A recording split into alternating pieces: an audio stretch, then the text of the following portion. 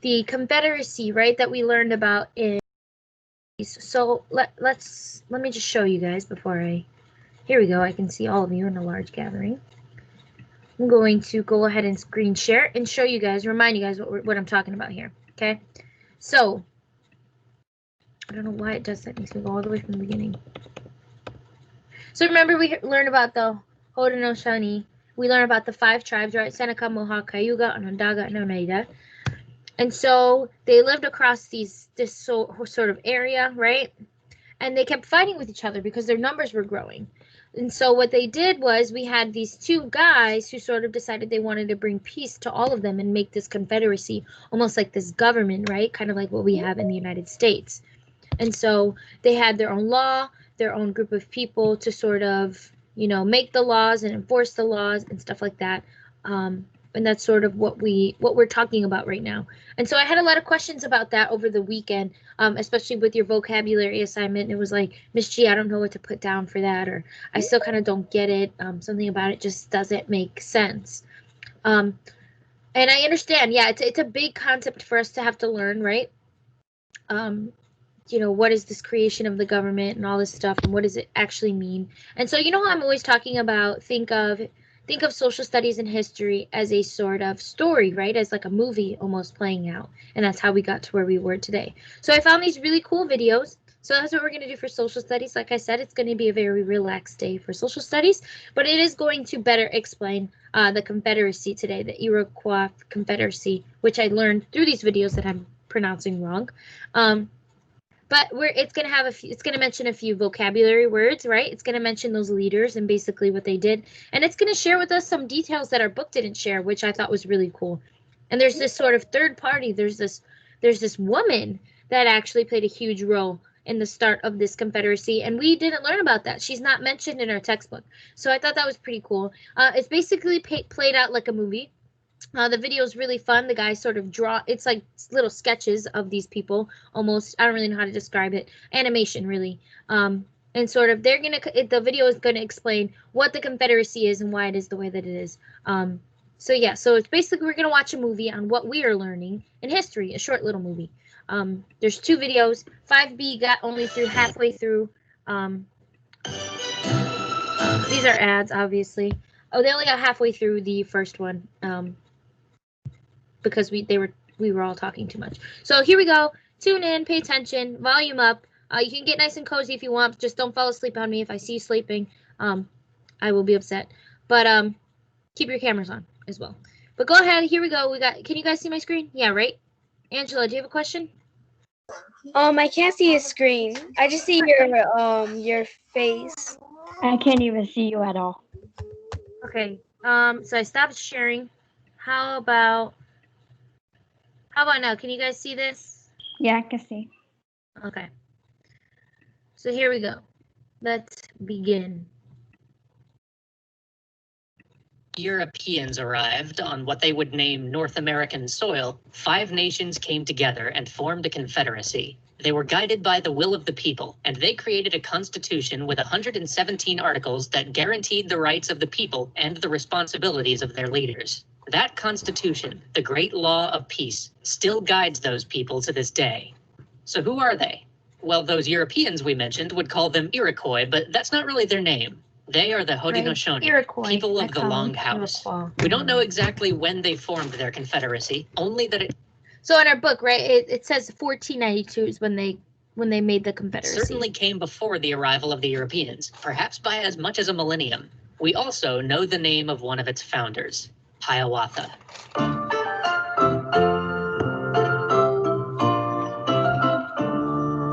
When Big Huge Games told us that they planned to add Hiawatha as a great leader in their game dominations, we got pretty excited. The confederacy he formed is an incredible piece of history of governance, one that has survived for centuries and played an acknowledged role in shaping the United States Constitution. And when we asked Big Huge Games if they would be interested in sponsoring 2 episodes about Hiawatha's role forming the Haudenosaunee Confederacy, they got pretty excited. So here we go. But first, a disclaimer. Much of the evidence of the Haudenosaunee Confederacy's foundation has been handed down through the oral tradition, and where history privileges the written word, a culture that keeps its history through sacred stories will often be left out of the prevailing narrative, or worse, told that they have no history at all. The Haudenosaunee very much have a history, and it's a living history characterized by a variety of perspective and expression. Our goal here isn't to mandate one principal story that must be believed above all others, but to relate one story of Hiawatha as a lens to learn about the living, real, and vital Haudenosaunee Confederacy. Our story begins in Onondaga territory, in a time when people who had once been brothers warred with each other. A chief named Tadodaho led the Onondaga into battle after battle. He was ferocious to the point of viciousness, and although he won many battles, his victories never brought peace, and his lust for violence only grew stronger. The lesser chiefs of his tribe lived in fear of him, and Tadodaho treated them like scum, whose only purpose was to praise and obey him. But one of them did not. His name was Hiawatha. Hiawatha was grieving. His wife had been taken from him by raiders long ago. 2 of his daughters had died of illness that couldn't be cured, and then his 3rd daughter, whom he cherished and tried to protect, died in a tragic accident. Hiawatha found himself looking back on a lifetime of war with regret. This sorrow he felt must surely be shared by everybody who had lost a child or a loved one. War seemed to him like the worst cause of this grief, since unlike illness or misfortune, war could be avoided. At least he believed it could be. Sorry, guys. Hold on really quickly. Angela, do you have a question? I see you have your hand up. Oh, no, that was left up. Okay. So, yeah, go ahead and lower it. Okay, so as we learned, right, we were talking about Hiawatha. So here we go. He Let's called continue. a council of all the Onondaga chiefs, including Tadodaho, to propose a peace. According to stories he'd heard, their brother tribe, the Mohawk, had embraced a peaceful way of life and were no longer waging war on anyone. Hiawatha said, if we unite with them, we can protect each other. We'll have no more need of war. Tadodaho hated that idea. War was his identity. It was the foundation of his power. Everyone who looked up to him did so because they feared his strength. He told Hiawatha that if he liked this Mohawk peace so this much, is the bad maybe he guy. should go live with them. And the remaining chiefs, cowed by Tadodaho, didn't disagree. So Hiawatha left. He traveled to the current home of the Mohawks and sought the man he'd heard stories about, the man who had convinced them to give up their warring ways and embrace peace. His grandmother had given... So remember, in our textbook, we know him as Daganawida, right? And so this video teaches us that his name actually means peacemaker, which is pretty cool. So Hiawatha went and found him because he realized that he had achieved peace. And what they wanted to do, right, was make all 5 come together to achieve the peace. So he's like, let me find him, and maybe he can help me. Because the Tigano, the other guy, the T guy, was the bad guy. He just wants war, war, war. Okay? And Hiawatha wants to meet with him to sort of figure out what they can do to stop that. Given him a different name, but now everybody called him the Peacemaker. Hiawatha waited patiently outside the walls of the Mohawk village where the Peacemaker lived until the Peacemaker came to him. When they met, Hiawatha gave him a string of shining purple and white beads called wampum. The white ones represented peace. So there's a vocab word, wampum, right? Remember the beads that they use and they make to sort of have agreements. So there we go. He made him wampum as a sort of peace treaty, right? Hey, I want to be in business with you, right? I want to make a deal with you. So he used wampum. So that's pretty cool, right? There comes a vocab word. Peace, he said, and the dark ones represented war. So he had created a string with white beads on either side of the dark beads to show his desire for peace to overcome war. The Peacemaker had never before seen wampum used to convey a message, and he liked this stranger immediately. The Peacemaker welcomed Hiawatha into his longhouse. When he heard what Hiawatha had proposed among the Onondaga, his face lit up. But as they talked, it became clear that he didn't want just the Onondaga and the Mohawk to be allies. He believed all people could live together in peace, as the Creator intended. Of course, he and Hiawatha agreed that the easiest place to start would be with the 5 nations who already shared similar languages: the Onondaga, the Mohawk, the Oneida, the Cayuga, and the Seneca. Going back to Tadodaho would be pointless. Hiawatha knew. He would never listen, because he never listened to anything but power. They needed allies. They would need to recruit the other nations first. But how? The other nations didn't know him. They wouldn't listen to him. They needed somebody who could reach out to the chiefs of every nation. They needed someone whom the warriors wouldn't attack on sight. They needed Jigonsase. She had become something of a legend among the warriors. Her longhouse stood at a crossroads, and many warriors sought refuge with her on their marches. So She here's was a that Seneca woman I was woman, talking but about. she allowed That our textbook doesn't mention her, but she sort of seems like the biggest player in the whole game, right? She's sort of like way big of a deal, and I'm pretty upset that our textbook didn't mention her, because I would have loved to learn about her. But let's keep listening. Anyone to stay in her longhouse as long as they agreed to keep her peace. Often, when warriors of different nations came to her on the same day, she would feed them dinner from the same soup bowl. Tradition dictated that anybody who shared food became kin, and they were forbidden to fight each other. Thus, in her own way, Jigonsase had been forging small alliances across the 5 nations for years. They visited Jigonsase at her longhouse, and the peacemaker explained that he wanted to build one just like it, one that brought together all 5 nations under one great law of peace. Women like her would be the backbone of this new peace, because women were keepers of the earth and leaders of the clans. Clan mothers would be empowered to choose the chiefs, to remove them if they failed in their responsibilities, to call councils, and to review new laws. He asked Jigonsase to be his messenger to the women's councils in all the nations, and to bring his message of righteousness, health, and power. And she replied, "That is indeed a good message. I take hold of it. I embrace it." Together, she and Hiawatha journeyed to the nearby tribe of the Oneida as envoys of the peacemaker's message. The Oneida were the little brothers of the Mohawk, so they were more inclined than anyone else to accept the peace which the Mohawk now embraced. Those who knew Jigonsase trusted her and welcomed her and Hiawatha among them as speakers who relayed the peacemaker's message. Then the great debate began. The Oneida had suffered plenty from the war, but could they really afford to put aside their weapons and trust peace to protect them? The elders argued that peace had been the way of their people since the land had been given to them. That was the past, though, and now they had many warriors who lived to fight and enemies who wanted to destroy them. Arguments were levied on both sides, and the discussion raged for a full year, but the peacemaker was insistent. War was an aberration, a betrayal of the wishes of the Creator and of the interests of the people. If they wanted to be strong, truly strong, they would have to lead the way with their own choices. They must choose peace. They owed it to all of the casualties of war whose bones lay in the ground, whose futures had been cut short. They owed it to themselves to make a new future. They could live without fear if they learned to put hatred aside and unite with a new strength of purpose. Once they embraced peace, others would follow, and they would all gather strength like a ball in the snow. His passion impressed the Oneida, and his arguments won them over. Finally, they agreed.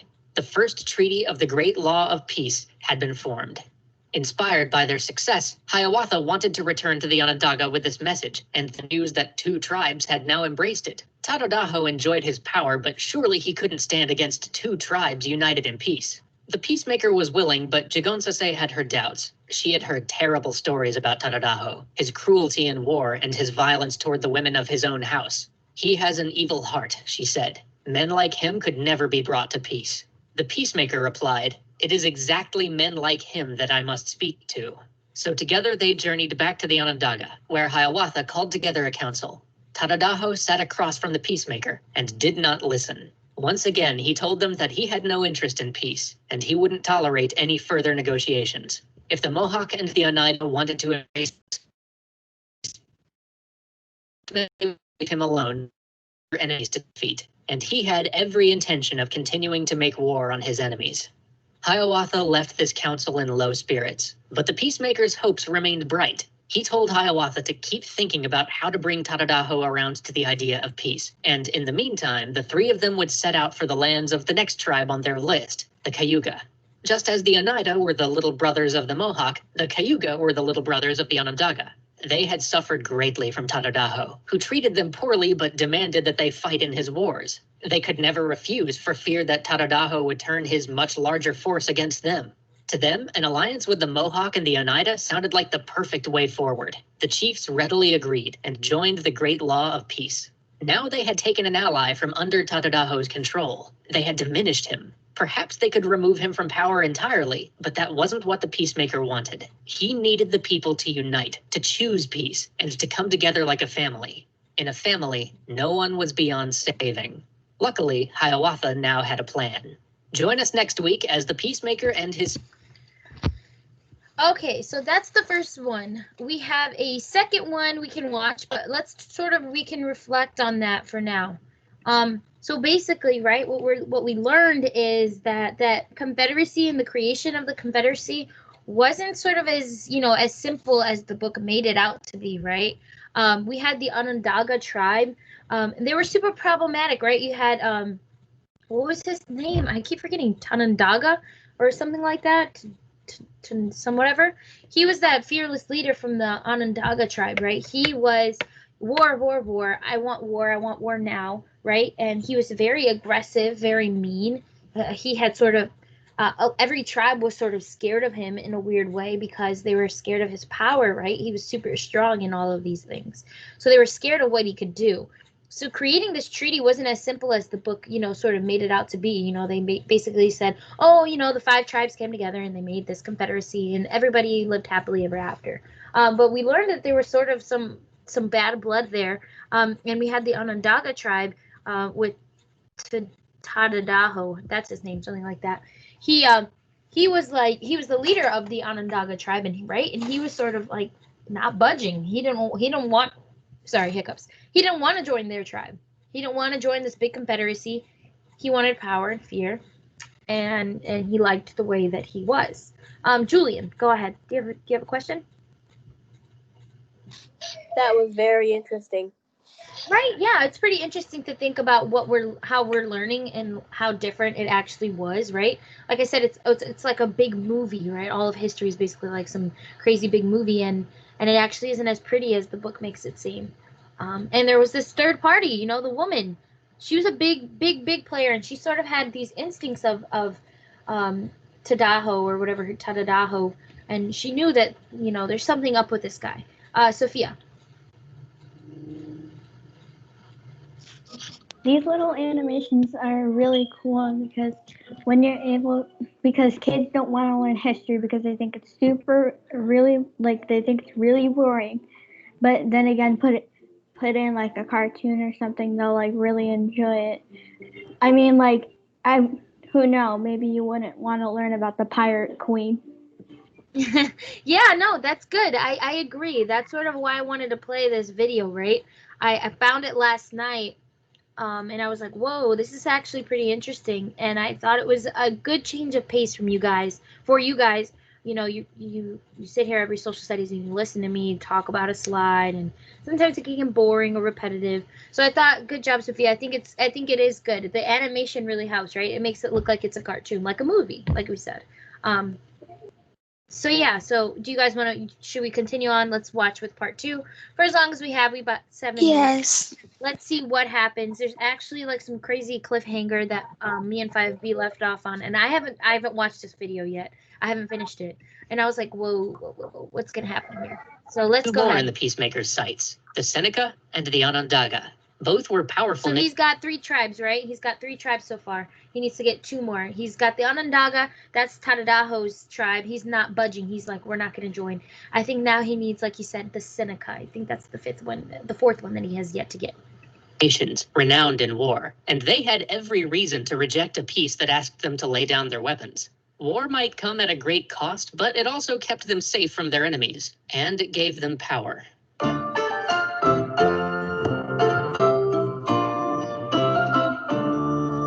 The Seneca had more warriors than any other nation, including the Onondaga. They had battled Tadadaho many times, repeatedly checking his ambition with their own. But he was far from their only enemy. They fought many wars outside the 5 nations which the Peacemaker sought to unite, and to support those wars, they frequently raided their neighbors. Many of the envoys who now followed the Peacemaker had suffered or lost loved ones in Seneca raids.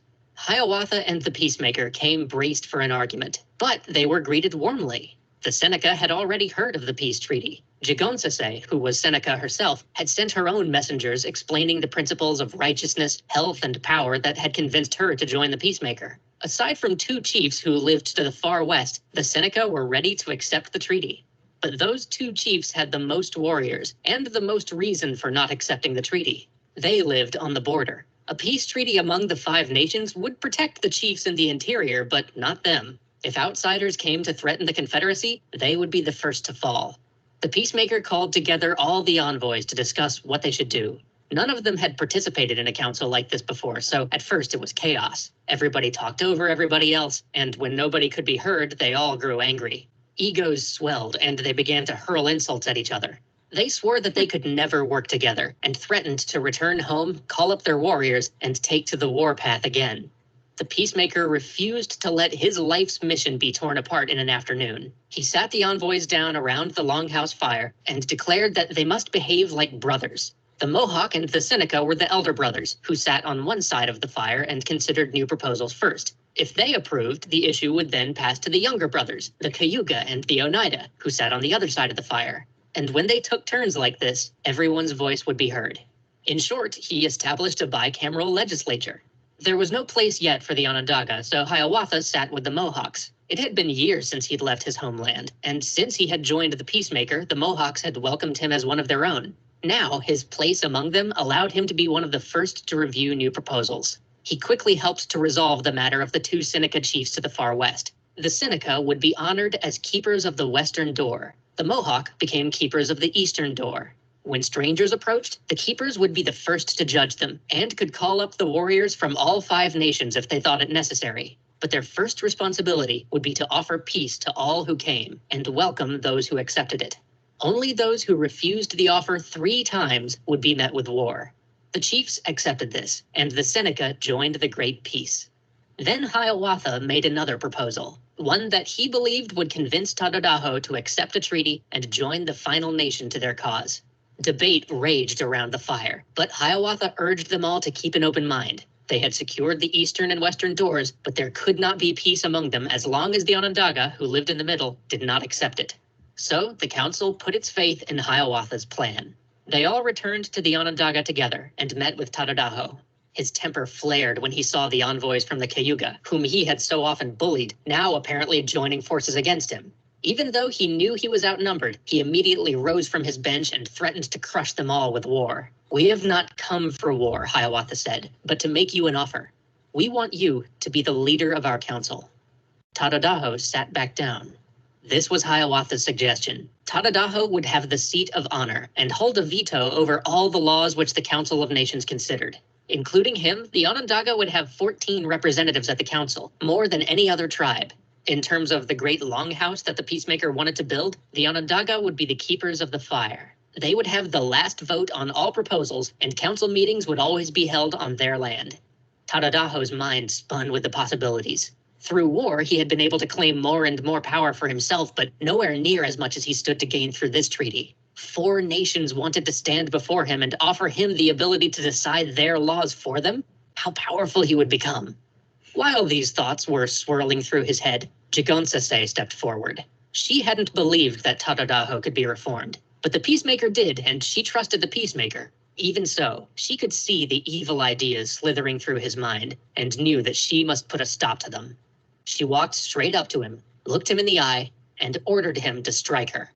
Aghast and confused, Tadadaho looked around. Who was this woman to give him orders like this, and such orders? He couldn't strike a woman, especially a clan mother, and he told her so. "Is that not what you do?" Jigonsase challenged. "I've heard many tales of your power, of how you, a powerful man, strike the women in your longhouse, how you make men afraid of you by threatening their lives. Why should you now hesitate to do to me what you have done to so many others? Isn't that what your power is for? Will that not be how you lead our people?" Tadadaho bowed his head in shame. Suddenly, he saw all of his plans for what they were, greedy and cruel. He begged for forgiveness. Jigonsase saw that spark of goodness take light in him, and filled with mercy, she ran her hands through his hair and soothed him like a mother soothes her child. Now that Tadadaho was ready to listen, Hiawatha explained the rest of his proposal. Okay, so I know, here we go, the cliffhanger. But we sort of know how it plays out, right? How it plays out in history. The only reason I stopped it is because social studies is almost done. And I want to make sure you guys can have access to your break.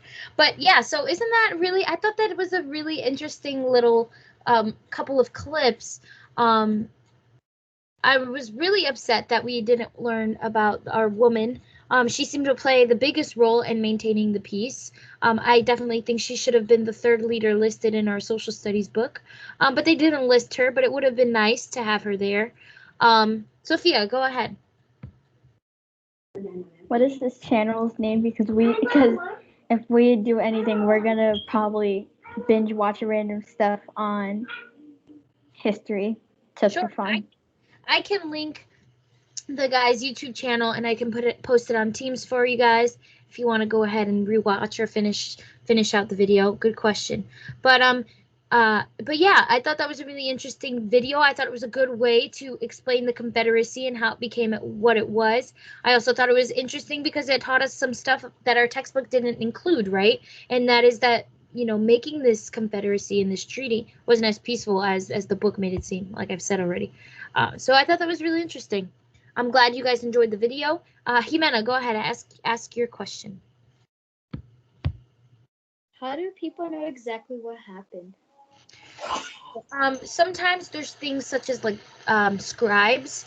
They're basically people who are in charge in certain tribes or in points in history that are their whole life, their entire job is to basically write down what's happening so that future people know and learn from their mistakes and yada yada yada.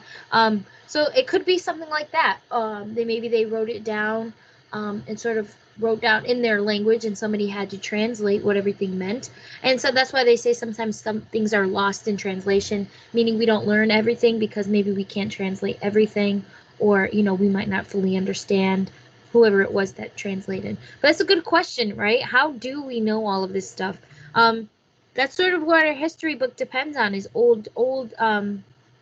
basically old papers that people write about their lives and stuff like that, like diaries or something. Okay, good question. Yeah, but it is a pretty good explanation of our Confederacy and how it became what it is. So go ahead and take your 15-minute break. We'll come back at 11:17 if you want the full minute, 15 minutes. Stretch, get a snack, do what you got to do, and we'll come back for ELA. When you come back for ELA, please have your textbook with you, the little textbook that has the one moose on it. The little guy. So make sure you have that with you for ELA. I am going to go use the restroom really quickly, and I will be right back. Anastasia, I have a quick question. Sure. Are you not going to use Zoom anymore? 5B uses Zoom because for some reason for them it works out, but I'm thinking of I'm just going to switch them over to Teams and do everything on Teams. It's too confusing to have one session do Zoom only and one session do Teams, I find, for you and even for some of the other students. I'm just going to make them switch over to Teams just so we can keep it all in one place. Okay. Okay. Yeah, All right. sorry about that.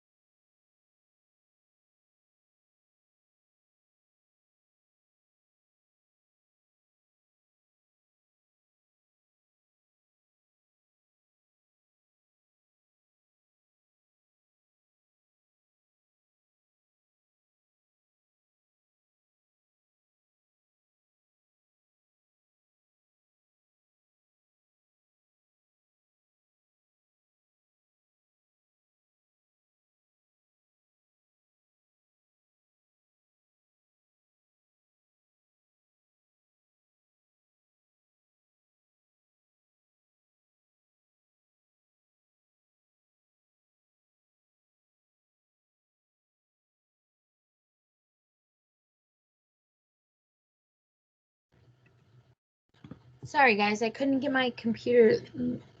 I was on the iPad, and for some reason, it wouldn't let me do both. Come on back, guys. We're going to begin our ELA lesson today. It's really short, really fun,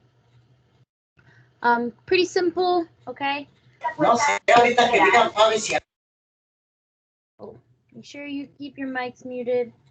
Go ahead and turn your cameras back on and have your textbook out so you guys are ready for class. There we go. Everybody come on. Let's see, lobby.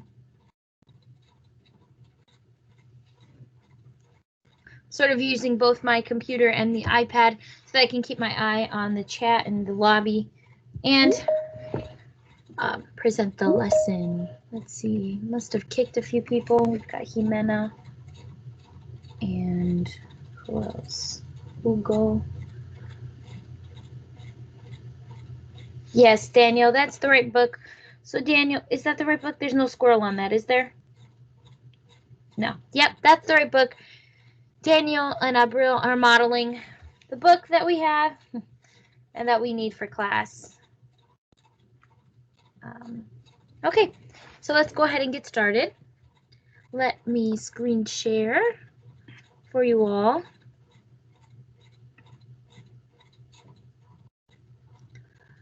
Before we actually officially begin, I'm going to go on one of my typical little rants. Not really rants, more informative for you guys. I do want to let you know that progress reports are going to be coming out very soon, okay? I think it's September 20th. And so just make sure that you're keeping track of your homework, okay? You're doing your homework. If you need an extension, you're letting me know so that we're not getting zeros, okay? I began doing the grade book. I know I said I'd have it finished, but it is so much more work than I expected. But it has been started, okay? Your spelling tests have been graded. They're posted there. If you don't know how to get there, maybe ask mom or dad or grandma or whoever. It's on RenWeb, okay? You should have received some sort of access information. Your parents must have a long time ago. And that's sort of where you can find your grades. I know you receive your grades here on Teams when I grade your assignments. But by this grade, I mean sort of like your entire average, all of your homework assignments and your tests put together, and it'll tell you what your letter grade is, okay? What would be on your progress report. So make sure you check that out when you get the chance. I haven't finished that one officially. Also, make sure that you're checking your team's assignments when I leave you feedback, okay? A lot of you guys are sort of making the mistake of turning in a different assignment under the wrong tab. So let's say for me, for my social studies vocabulary, you're turning in your religion assignment. Okay, that's happened to quite a few people. It's okay, nothing to be embarrassed about. It's a lot of things that you guys are required to keep track of and turn in and sort of whatever the case is. So I get it, it happens. But make sure you're looking at the feedback, because I'll say, hey, this is the wrong assignment, get it into me, or I'm gonna have to give you a 0, because how am I supposed to know you did my assignment? So make sure you're checking that out. I usually leave feedback. It's also good to read the feedback because, if you get, let's say, 13 out of 15 or something on an assignment, you don't get the full credit. The feedback will tell you, why usually. Hey, you did a great job, but, I wish you would have put this and this and this in there or something like that, okay? So make sure that you're checking that out. I went through and graded everything. Today, I'm finally going to grade your defined example ask because I granted you guys that sort of extension. I took a look at the summaries. They were all really good. For our first big writing assignment, I was very happy with what I read. Some of you guys might not have gotten the correct, the 15 out of 15. If you got way lower than that, then definitely look at the feedback and you'll learn why, okay? Remember, it was supposed to be sort of a longer assignment. It wasn't supposed to be short. So if yours was short and you got a low grade, that's probably why, okay? That's the first announcement. The second announcement, yeah, make sure you're staying on top of homework, and really good job on the spelling tests. I graded those last night. I was very pleased with most of your tests. A few of you guys, maybe struggled a bit, and that's okay. That happens. Just make sure you're taking the proper amount of time to study, okay? And then also when you're taking those tests, it's not a race, right? So make sure that you're going back and looking at the answers. Maybe you accidentally clicked on something that you thought, maybe you thought the answer was B, but you accidentally clicked on A, and you turned it in because you weren't sort of going back and double checking what you were reading and what you were choosing. So also, I suggest that you guys make sure that you're remembering that you had 10 minutes to complete the test, so you didn't have to do it that quickly. Okay. So that's sort of the only thing I really wanted to say, guys, is making sure that you are doing your homework and understanding, and that you are aware that progress reports are coming out in about a week and a half, okay, maybe 2 weeks. So your parents are going to receive, paper or email with your exact grade. So they might not be happy, or maybe they will. So make sure you are considering that as well. Give me 1 second to get this started. I don't know why it's not working. 1 second.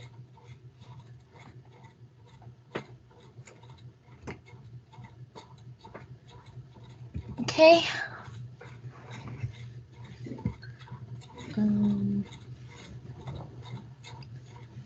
All right. Okay, now it's letting me click. Okay, here we go. So we've got ELA week 3, okay, 3rd week, we're really pulling in, day 1. So welcome to my virtual little classroom. Let's begin. So as always, we are going to begin with our warm-up. So somebody correct this for me. Let's see, let me take a look. Sophia, go ahead and give me 1 correction. We've got 3, so we'll give 3 people a chance. Sophia, give me the first correction. What's the first thing? Shouldn't the T and Tom be uppercase? Yes, T and Tom should be capitalized. Good job. So not only because it's a name, right? But it's also the beginning of, this sentence or this question. Daniel.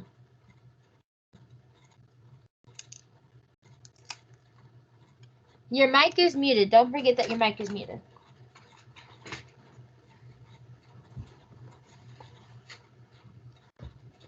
We have to change the question mark to the period.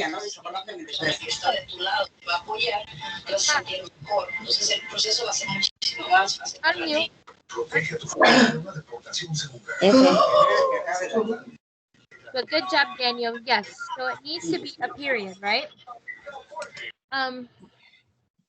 Patricia, go ahead and tell us what's the last thing that we need. Not muted. Please mute yourself.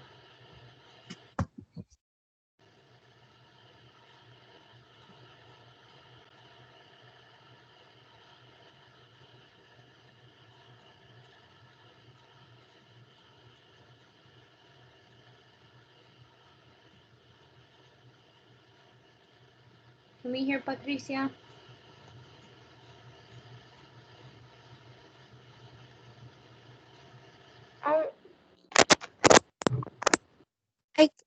They already did the one I wanted to say.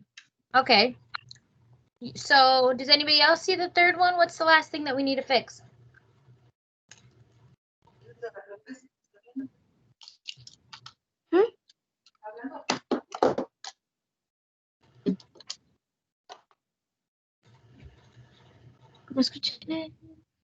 Patricia, you don't want to take a guess?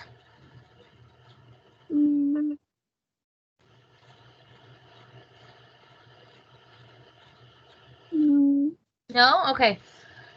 So go ahead and pick somebody. Who do you want with their hand raised to give you a hand? Go ahead and phone a friend, Patricia. Sophia. I know you've gone already, but tell us what's the next error?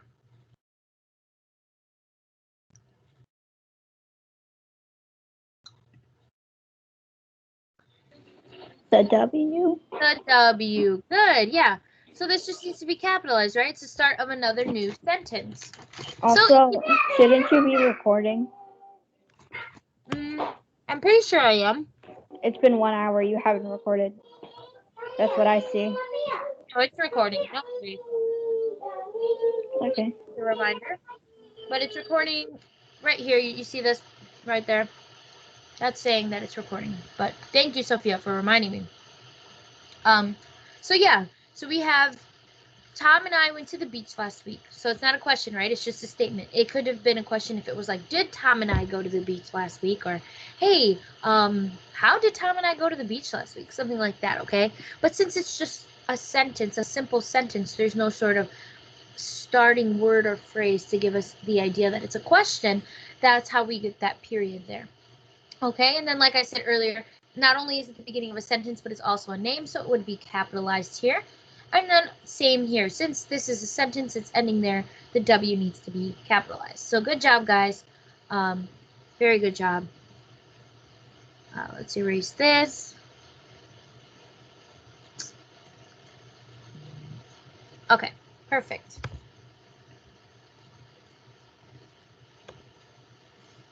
Oh, this sneeze, sorry. Oh, jeez. So here's our new concept. So last week we learned and sort of read about, okay, I think the chat is now working. I think I fixed that. Remember when we said that that wasn't working? I think it is. Don't consider this a sort of open, you know, this isn't an invitation for us to go crazy in the chat. But it definitely is working. Let's see. Angela, I think who still has their answer? Angela, do you have a question? I was gonna say the chat is working now. Okay, great. Okay. Like I said, don't, all right. Good job. Yes, guys, it works. It works. Thank you. I don't want us to get distracted, 5A. So let's not be in the chat anymore. So yeah. So, okay, guys, please don't make me shut the chat back off. Enough. Let Alan's message be the last message. Otherwise, I'm shutting the chat off. So, we've got a new concept, right? So last week we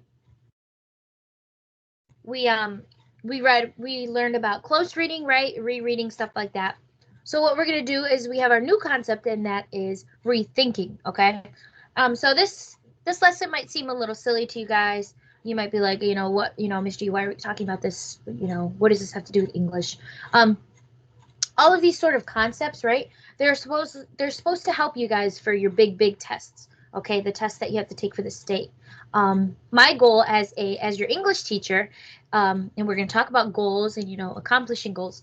My goal is for you guys to do well on those tests, or to the best of your ability. Okay, I want you guys to be prepared as well. I don't want you guys to just go and take this test and say, Miss G didn't teach us any of this stuff.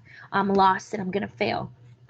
That's my job as your teacher, is to make sure that you don't feel that way, okay? You don't feel completely overwhelmed and freaked out when you're taking these tests, right? And when you are taking them, find the inner peace of Miss G's voice and hear me now as I say that you guys are going to be prepared for those, okay? For those tests, and we're going to do the best we can together as a class. So what we're going to talk about is rethinking and the importance. So let's open your books to page 32, that little book, right, with the singular moose on the front. Some might call it a reindeer. I don't care which one you think of it as. But the little book. And we are going to look at that sort of picture with the surfer, that entire sort of situation he's got going on there. And our essential question is, what can lead us to rethink an idea, okay? And what it is to rethink an idea. Just an idea, okay? Not even reading. So I'm going to just let you guys know that people have options, right? Let's say like for lunch. This is what 5B and I came up with. For lunch, when you guys go to school, you guys have the option of a hot lunch or a cold lunch. Or you can take your own lunch, right? So you have options, you have choices that you have to make.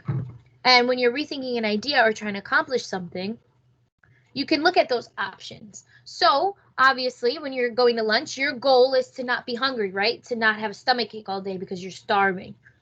So you look at your options. And let's say the hot lunch is some really nasty looking chili or something. I don't know. You're like, okay, so I can eat the hot, nasty chili.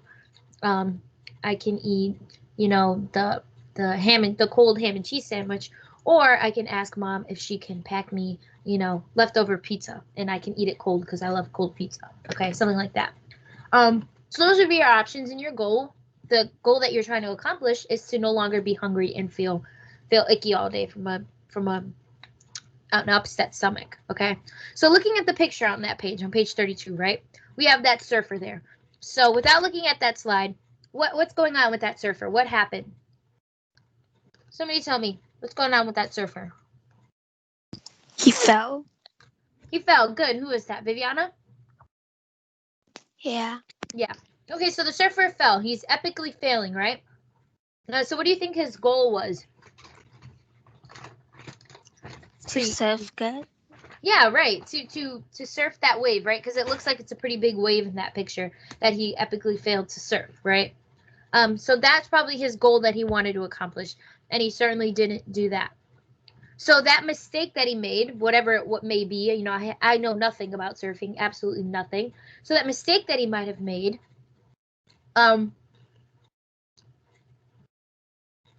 might help him accomplish his future goal of riding the wave. And maybe he can figure out, oh, if I had done A or B or C differently, maybe I wouldn't be where I'm at right now, which is, 4 feet under the water because he fell.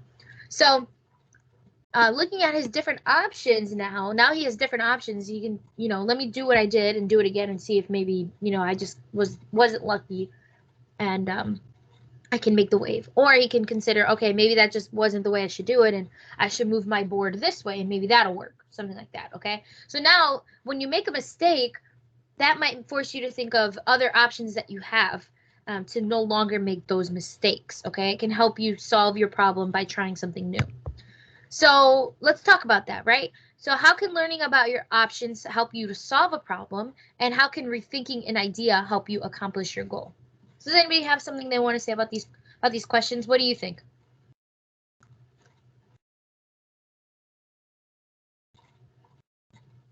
I know this is like a really broad question, right? Like there's not a real answer.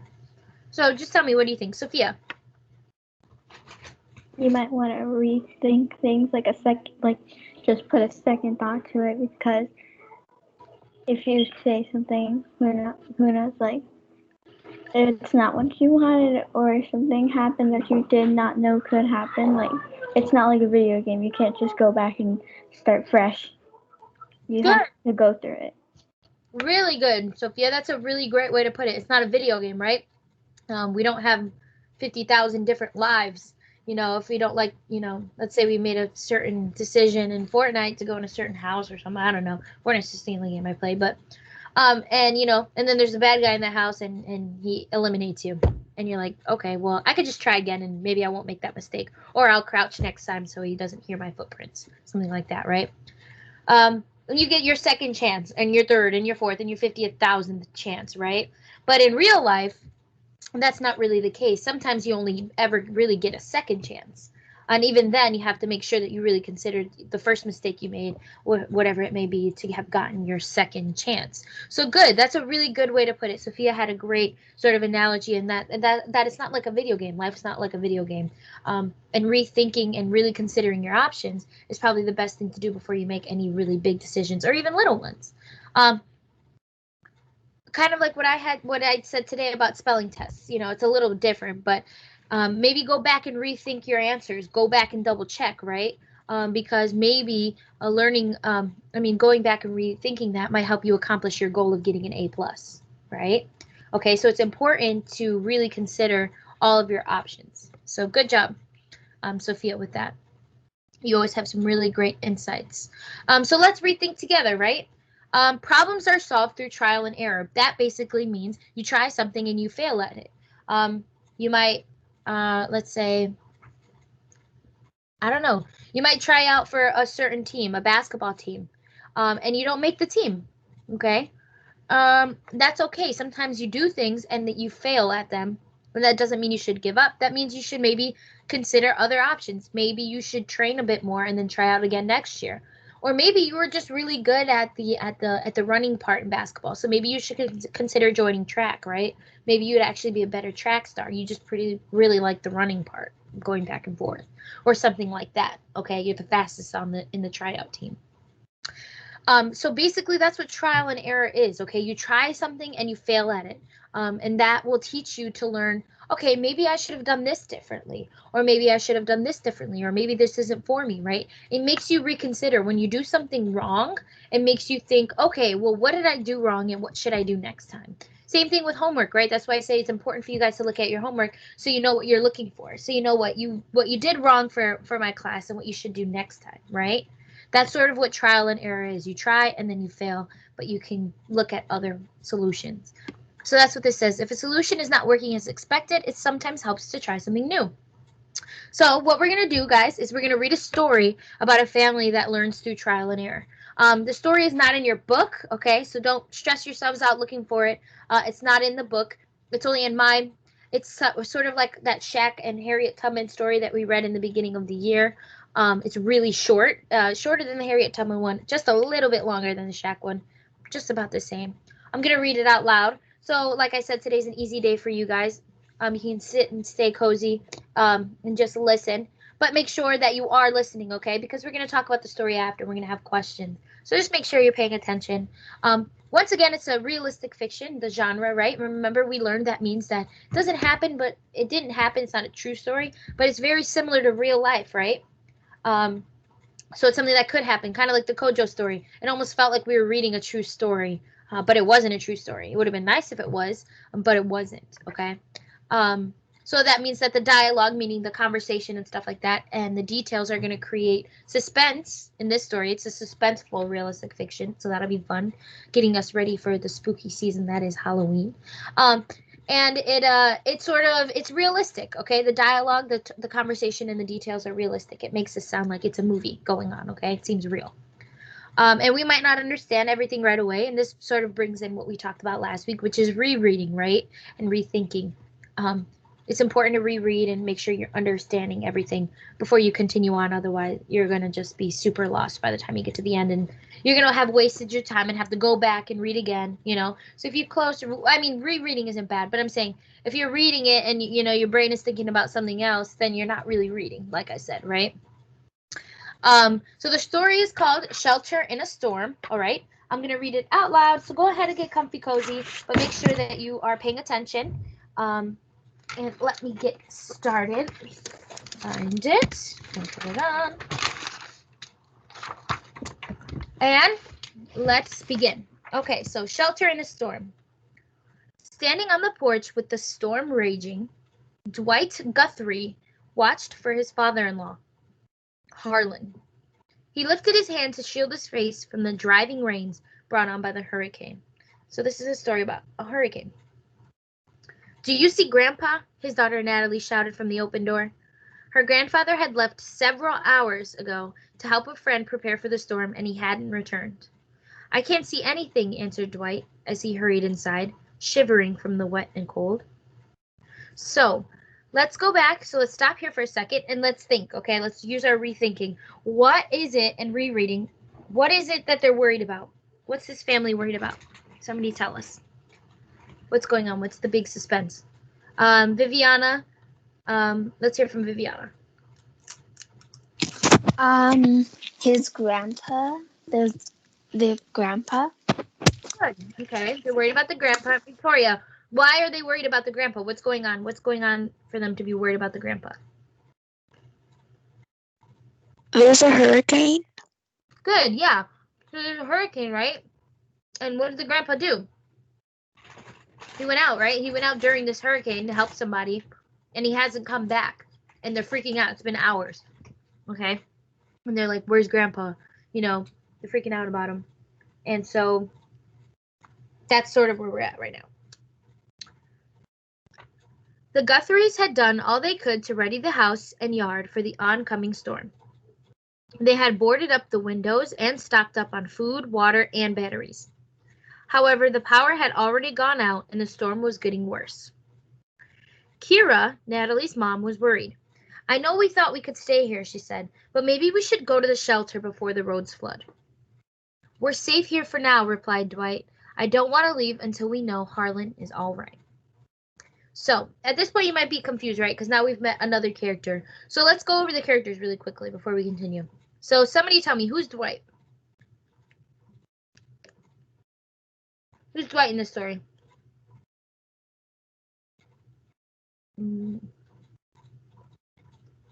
Julian, tell us, who's Dwight? Dwight is I think he's either like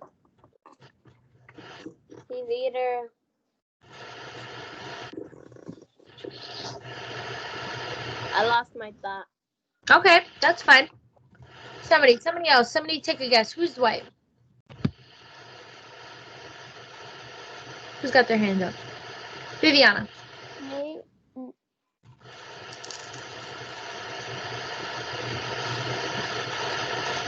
Who's me?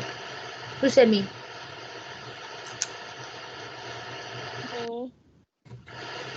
Yeah, say your name. I'm sorry, I can't hear. I don't see who me is. April. Oh, okay. April. So who's Dwight? I feel like it's the grandpa. Okay, good guess. Not the grandpa, so who's the other character? Right? The first sentence is, Dwight watched for his father-in-law, Harlan. Maybe the brother. Okay. Who else had something to say, Julian? He's the son. Okay, so he's the son-in-law from Harlan, right? So Dwight is the dad in this story, okay? He's the dad. And his father-in-law means that his wife's dad, okay? So it's not his exact father, but it's father-in-law. That's Harlan. That's the guy that they're worried about, right? He's the one who went out into the storm. So Dwight is the dad. So who is Natalie? Somebody tell me who Natalie is. Do you see Grandpa? His daughter Natalie shouted from the open door. So who would Natalie be, right? Whose daughter is she? The daughter. Right, she's Dwight's daughter, right? So we've got Dwight the dad. So DD, Dwight the dad. Natalie the daughter, and Harlan the grandpa. Harlan's the one in danger. They don't know him. And then we learn who Kira is, right? And that's Natalie's mom. So Dwight and Kira are married, and they have their daughter Natalie. Okay? And they're worried about Kira's dad, right? That's Kira's dad, the wife's dad, right? That's his father-in-law. That's who's out. Harlan's out. So we've got 4 characters. We've got Harlan, the lost grandpa, Dwight, the dad, Kira, the wife, and Natalie, their daughter. And they're all worried about Harlan, the grandpa, because he went out and they haven't heard from him. So let's continue. Suddenly, the wind tore off the plywood covering one of the windows and the glass pane shattered. The whole family jumped sorry, as the front door swung open and a gust of wind blew through the living room. A dramatic entrance. Here we have, in the doorway, flashlight in hand, stood Natalie's grandfather. So, as you can tell, like the detail says, as you could imagine, there's this crazy dramatic storm and they're all sitting in the living room and they're freaking out, and he just, boom, busts the door open with, standing in the door. Picture him with his hands on his waists, like, I'm here, right? But at the same time that happens, a window breaks, okay? There's glass shattering everywhere. Basically showing and signifying that this storm is getting really, really bad, okay? Grandpa, Natalie shouted, you're okay. Where have you been? We were so worried. Closing the door behind him, Harlan answered, there's already a downed tree blocking the main road, so I had to take the long way home. I tried to call but couldn't get a reception. We better head to the shelter while we can. I know we did our best, but I'm not sure that it's safe here now. Dwight looked at the broken window and nodded in agreement. We're all together now, and the shelter is only a few miles away. Let's go. So that's it. That's the easy story. Really short, right? A little suspenseful, nothing too crazy. But here we are. We're reading, and we went back and reread. We made sure that we understood everybody and the characters, right? Because there was a lot to keep track of. And the reason I wanted to do this sort of exercise was because reading our summaries, I realized that everybody did a great job, but I did also notice that you know, some of the characters might have gotten a bit confusing to keep up with. We had a lot of characters in that story, and so it was important for us to go back and understand who everybody was and what they signified. But really good job. Okay, so reading this story, right? What were some of the? Let's go back and look at these questions. What were some of the options that this family had before the grandpa showed up? What were some options? Or first of all, let's look at the problem. What was the problem? What was the biggest problem? Julian. The biggest problem was that their grandpa was gone, and then there was a storm. Good. Okay. So I think the biggest problem was the storm, right? They have this big problem, and that is the storm and the grandpa being gone. So actually they had two big problems. So the big problem was the grandpa being gone during the storm, right? What were their options? What could they have done? What options did they sort of explore throughout the book? Throughout the story? Somebody other than Julian. Julian, I appreciate, but let's hear from somebody else. Patricia, go ahead. What were the options they had? They could have went to the shelter. Good. Or they could have stayed in the house. Good, right. So they could have just said, you know what? Sorry, Grandpa Harlan, you chose to leave, so we're just gonna get out of here and go to the shelter without you, right? So what was the other option? What did they choose to do?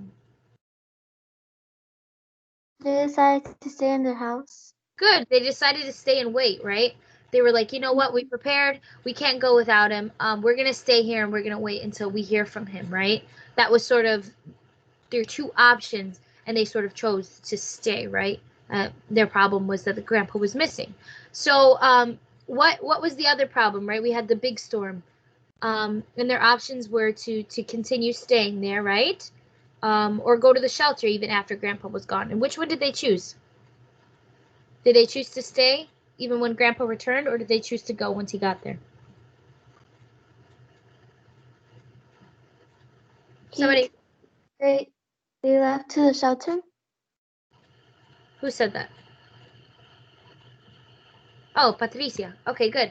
Yeah, so they left to the shelter, right? Once they got their grandpa back, they decided that their other option was to sort of just go to the shelter, even though they had fixed up their house and sort of prepared the best they could, right?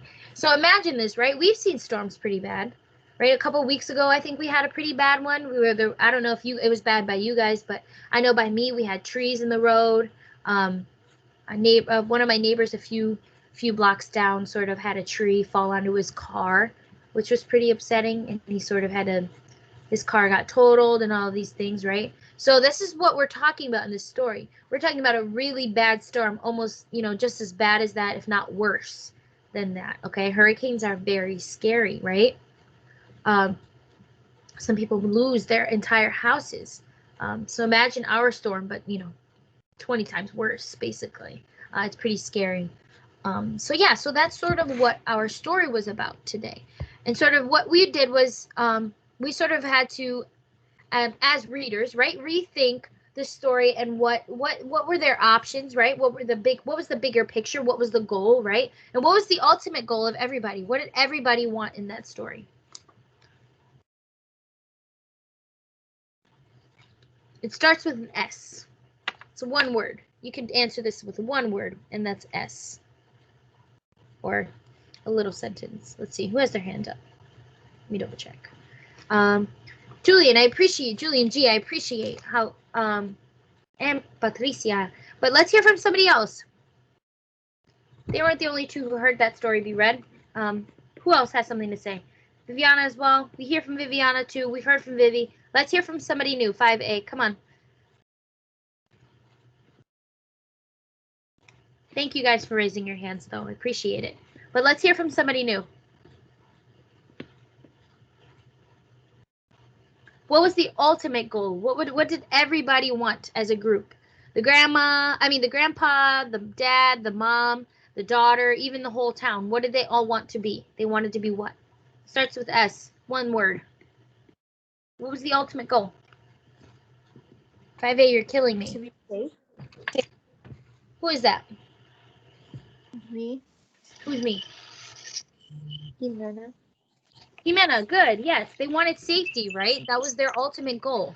Their biggest problem was the storm, and the reason that the grandpa was lost and they were worried about the grandpa was because of this storm, right? He was helping out his friend. He was helping out a neighbor prepare for it. So let's say Eric G is the grandpa and he's helping out Viviana across the street, and me, Sophia, and Daniel and Patricia all live in a house and we're freaking out about him the whole time, right? And he's too busy helping out Viviana, and then we don't hear from him and we're freaking out. We're like, what happened to Eric? And Sophia's like, well, we got to stay and wait for him. But Daniel's like, no, we need to go. We need to get out of here. Every man for himself, sort of. Hopefully Eric makes it. If not, whatever, right? That's sort of what was happening. They all had different ideas about what they should do because they were all scared and they all wanted safety. That was their ultimate goal, okay? So rethinking that story, right? That's the biggest thing, right? And that might be a question on your big test, right? What was the ultimate goal, right? What was the goal that everybody wanted to achieve? And I might say reaching shelter, or waiting for grandpa, something like that. But the ultimate goal in this story would be safety, okay? They wanted everybody to be safe, grandpa included, okay? So good.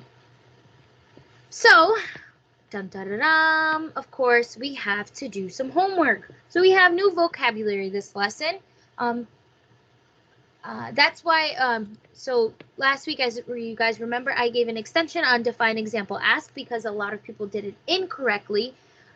This time you will not have an extension. When it's due, it is due. If you do not have it by that time, the only reason you would get an extension is if you had, a sort of reason to do so. You would be able to let me know and we could work something out ahead of time, of course. If you letting me know Thursday at 8:52 in the morning, oh, hey, Miss G, I couldn't do the homework because I had a really busy day yesterday. It's just not going to work, okay? Like I said, progress reports are coming out. I have to become a lot more strict with you guys. I can't just keep accepting late assignments because you're having a hard time. If you're having a hard time, that's fine. You can get an extension and I'll accept late assignments, but you need to let me know way ahead of time, not the night before. Especially because you guys are getting 2 nights to do this assignment, okay? It's not due tomorrow, it's actually due Thursday. So you can do the first 4 tonight, and then tomorrow the last 4, or you can do all 8 today, whichever way you want to do it. I don't really care.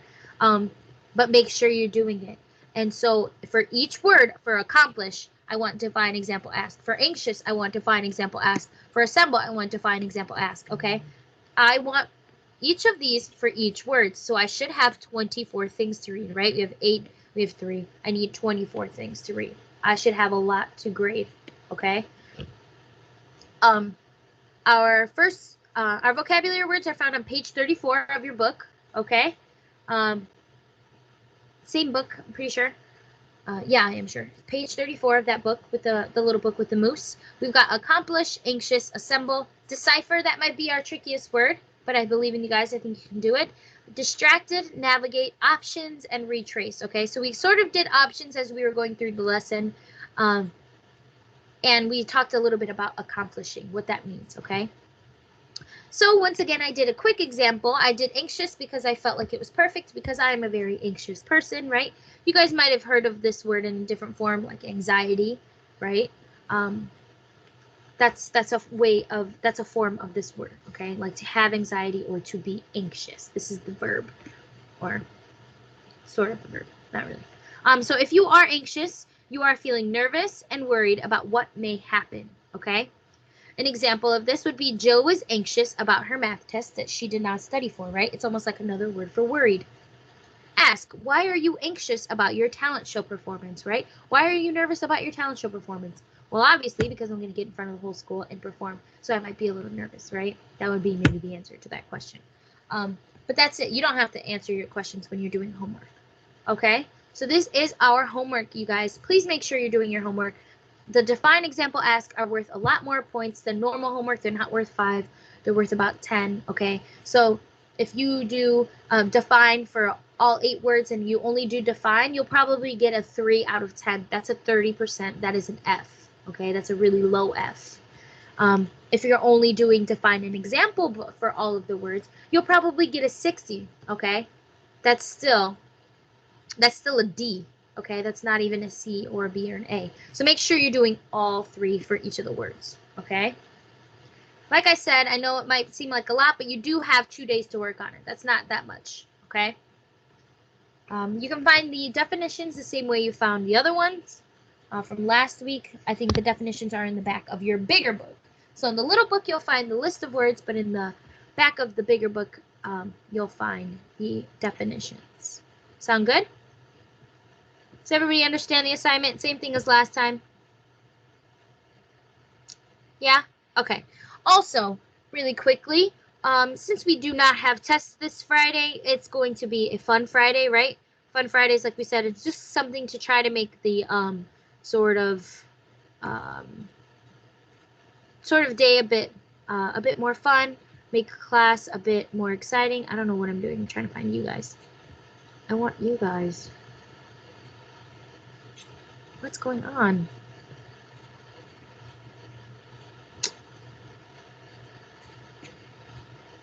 How? Sorry, everybody. I know this is probably tricky for you, but I cannot open. There we go. So remember, Fun Fridays, what we're going to do is sort of review. We're going to start reviewing social studies. We're going to play a few games to review social studies, the big concepts, the vocabulary. Because remember, next week, as I said, later in the week of next week, we are having our first social studies test. Likely it's going to be next week, Thursday, okay? Not Friday, Thursday, okay? So just keep that in your brains. I will give you the exact day by tomorrow, so you'll have an exact week ahead of time to begin studying, okay? But social studies test is coming up, so what we'll do is we'll use it this Friday to review, okay? To at least begin reviewing all of the big things that we've learned in social studies, vocabulary, stuff like that. But the whole point we're playing games, right? Even though this game's about lesson, we're still playing games, so it is going to be a pretty fun day. An easy day to review. So, like I had mentioned in the beginning of the year, we're going to take advantage of the Fun Fridays, okay? And, as we're playing the games, we can also sort of meet and do something fun and sort of silly together. Like I said, just to make class a little bit more interesting, to, not be so serious and mopey all the time. So what I did for 5B, and we are going to have the same question, I'm going to post it in 5A once class is over, is you'll go to your team and then the channel questions. Okay, you're going to click on that. And this is what we're going to do. We're going to do a vote for Fun Friday. You don't have to participate, but I strongly suggest that you do, just like I said, because class would be more fun. And what we're going to do is Crazy Hair Day or Dress as Your Obsession Day. And that's how you can sort of show up to class on Friday. You can make your hair crazy or you can dress as your obsession. But we have to vote, okay? So I'm going to post that and you guys are going to vote. What dress as your obsession means is like something that you really, really like, okay? So somebody in 5B said that he's obsessed with anime and he has a shirt and a hat and all this stuff, and that's what he's going to wear for class. I'm obsessed. I said I'm obsessed with elephants, okay? And that's not an understatement. I'm obsessed. I have about 30 in my room, just like little figurines like this, like these, okay? I'm obsessed with elephants, so I'll probably wear an elephant shirt. I think my niece has an elephant headband. I'll go all out if you guys want to. But we can do something like that, okay? But you guys can vote, or we can just do something simple, Crazy Hair Day, which is easy for me as well. I can just roll out of bed and not worry about my hair, and that can be easy too, okay? So that's what we're going to do for Friday. I want you guys, I'm going to post it just right now, actually, and I want you guys to watch me. You guys can be my witness. So make sure that you are voting, okay? Since the chat works, that means that you guys will be able to post, okay? So here we go, 5A. You're going to go to questions, and I am going to post it. And what I want you to do is click reply. Don't start a new post in your vote. Reply and then vote. I vote for blah, blah, blah. Or you don't even have to. You could just put, crazy haired hair, whatever. But make sure you're replying here. Don't start a new post, okay? Because then it's going to be hard for me to find everybody's. Okay, and that's how you'll vote. Whichever one wins, that's what we're going to do for Friday, this Friday, okay? You don't have to take it too seriously. If you don't have, you don't know if you want to dress you don't know what you want to do, that's fine. If you don't want to participate, I'm not going to make you, but I would rather you guys do it, because, we're a class, we're in it together. It'd be fun if we all did it, okay? And it would be, more silly, more fun, like I said, more laid back. Other than that, we are good to go. 5B, when we did 5B, we did a random SpongeBob Kahoot because they didn't want to leave class yet. So we did that. We can play that right now for the last 15 minutes. Other than that, if you guys want, you are free to go. If you're done for the day and you just want to get out of here, you can. If you want to stay and play a Kahoot game, we can play a Kahoot game. Just let me know. Otherwise, you guys got out early today, which is always fun. Don't forget to do your homework. Yes. Somebody have a question?